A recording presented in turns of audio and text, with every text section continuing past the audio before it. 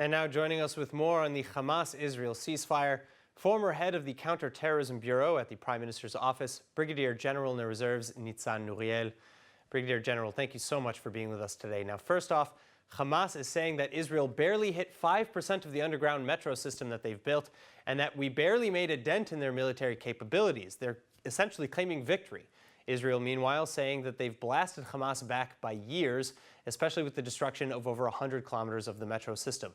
The IDF also claims that at least 225 terrorists were killed and that the Hamas-given death toll is omitting true numbers of casualties. Who should we believe? What evidence is there for the public to see?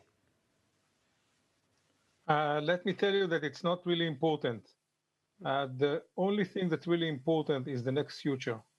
If you ask Hassan Nasrallah, he won in 2006. And yet we have 15 years of very quiet border along the Lebanese border. So declaration from the both sides are probably important for their own public, probably important for their own needs. But if you want to judge the future, we need to wait. And I will mark 2-3 milestones in order to understand who won. First is the talking in Cairo. By the term of the long-range ceasefire, we will be able to understand who won. If Hamas accepts all the Israeli conditions, it means that he knows what will be the price if he don't do it. So this is one example of something that you can measure. The second thing is how long it's going to take them to decide to open another front. And again, back to the history.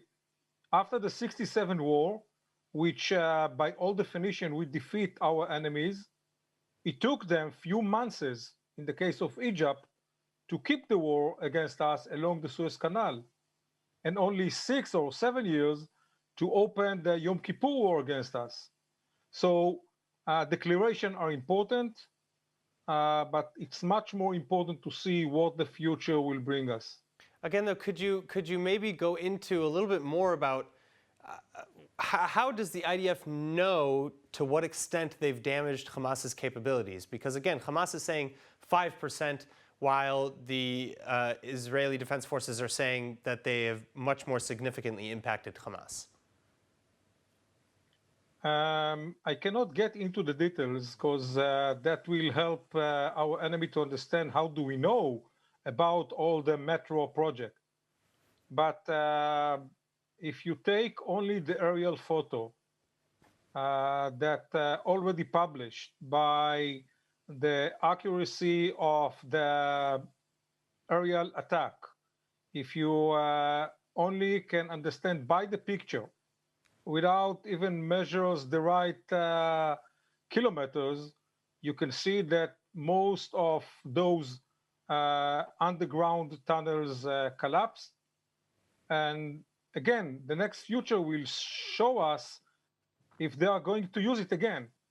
I'm going to guess that not only them, also Hezbollah needs to think twice before he build his capabilities on the underground capabilities after we show them that it's not longer something that they can hide from us.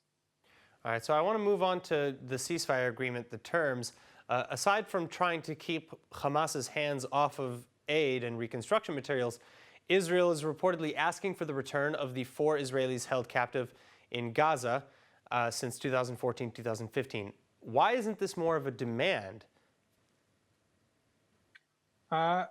Basically, it's a very sensitive issue in the Israeli society, and we need to manage it in a very, very careful way. We all understand that it should be part of the long-range ceasefire, and the question is how to deliver it.